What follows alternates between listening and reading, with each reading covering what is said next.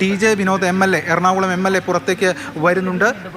അതുമായി ബന്ധപ്പെട്ടൊരു സൂചന അതല്ല, പോലീസിന്റെ ഭാഗത്ത് നിന്ന് ഇപ്പോൾ നല്ല സൂചന നമുക്ക് ലഭിക്കുന്നുണ്ട്.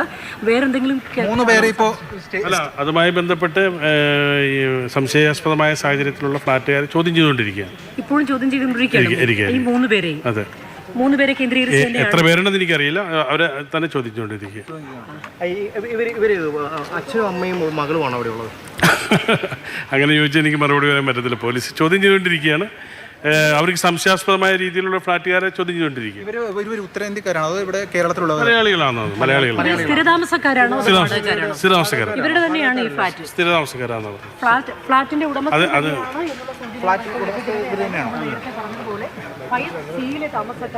എന്തായാലും പോലീസ് ഇപ്പോൾ ഇവരെ വിശദമായി തന്നെ ചോദ്യം ചെയ്തുകൊണ്ട് ഇരിക്കുകയാണ്. അതിൽ MLAയും അക്കാര്യങ്ങൾ തന്നെയാണ് വ്യക്തമാക്കുന്നത്. ഇനി ഇവരെ സംബന്ധിക്കുന്ന കൂടുതൽ വിശദാംശങ്ങളും മറ്റ് വിവരങ്ങളും ഉൾപ്പെടെ പുറത്തേക്ക് വരേണ്ടതായിട്ടുണ്ട്.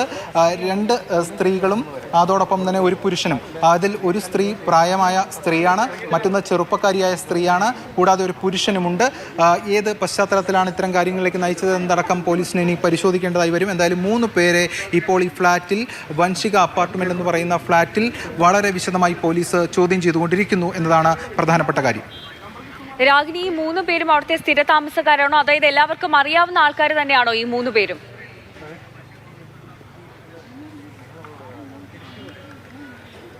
അത്തരം കാര്യങ്ങൾ കൂടി പുറത്തേക്ക് വരണം. എന്തായാലും ഈ ഫ്ലാറ്റ് ഇവിടെ ഹൗസ് ഓണേഴ്സ് അസോസിയേഷനുമായി ബന്ധപ്പെട്ട് ഈ കൗൺസിലർ ഉൾപ്പെടെ സംസാരിച്ചപ്പോൾ ഇത് സ്ഥിരതാമസക്കാരാണ് എന്നതാണ് വ്യക്തമാക്കിയിരുന്നത്.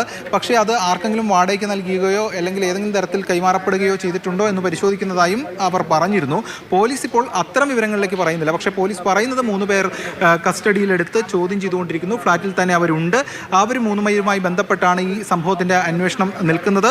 കാരണം ആ രക്തക്കറ, ആ ഒരു ബ്ലഡ് സ്റ്റെയിൻ ആ ഫ്ലാറ്റിൽ നിന്ന് കണ്ടെത്തിയിട്ടുണ്ട് എന്നടക്കമുള്ള കാര്യങ്ങളാണ് പറയുന്നത്. ഈ പ്രസവം നടന്നത് ഈ ഒരു ഇതിൽ നിന്നാണ്, അല്ലെങ്കിൽ ആ ഒരു ശുചിമുറിയിലാണ് എന്നതാണ് വ്യക്തമാകുന്നത്. അത്തരം വിശദാംശങ്ങളും പോലീസ് ശേഖരിച്ചുകൊണ്ടിരിക്കുന്നു.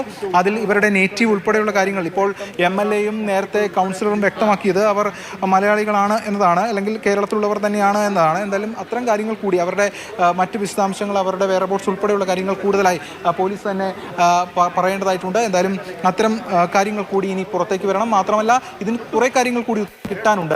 എന്ത് പശ്ചാത്തലത്തിൽ, എന്ത് സാഹചര്യത്തിലാണ് ഇത്തരത്തിലൊരു കൊലപാതകത്തിലേക്ക് നയിച്ചത്? ശരി രാഗിൻ, ശരി.